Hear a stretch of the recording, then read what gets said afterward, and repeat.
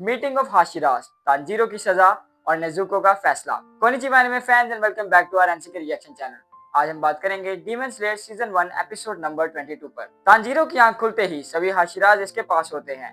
ये demon slayer headquarters में है। यहाँ मौजूद हैं flame Hashira, sound Hashira, love Hashira, stone Hashira, mist Hashira, serpent Hashira, water Hashira, insect Hashira. वो तांजीरो से पूछते हैं तुम एक डीमन को साथ क्यों रखते हो। तांजीरो बताता है कि नेजुको मेरी बहन है।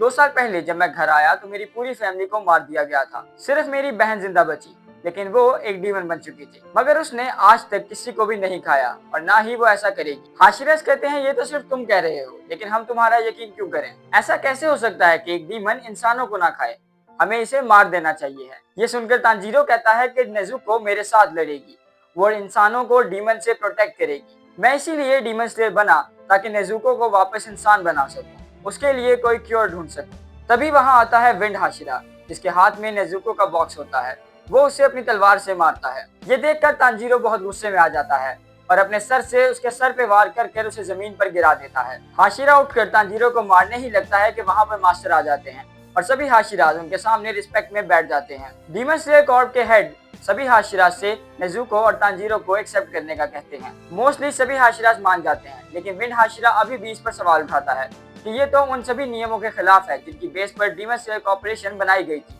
आखिर हम कैसे एक ऐसे डीमन के साथ काम कर सकते हैं जिसके जैसे कई डीमंस ने हमारे साथियों को मारा है। मास्टर बताते हैं कि नेजुको बाकी डीमन जैसी नहीं है।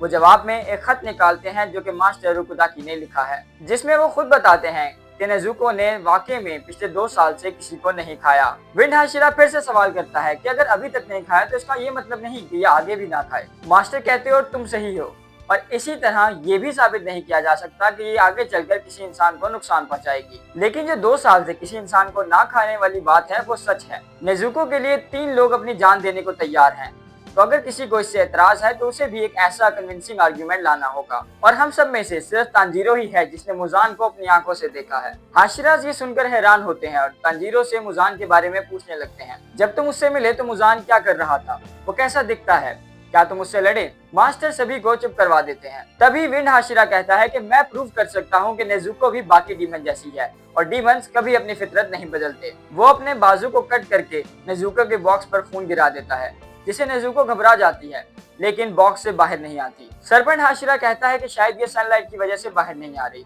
ये सुनकर विंड हाशिरा उसे शेड में ले जाता है।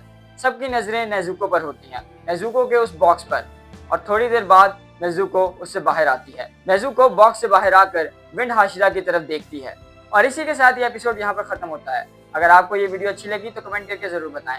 वीडियो को लाइक करें, शेयर करें दोस्तों के साथ, ज्यादा से ज्यादा चैनल को सब्सक्राइब करें। मैं मिलता हूँ आपसे नेक्स्ट एपिसोड में, तब तक के लिए सायोनारा।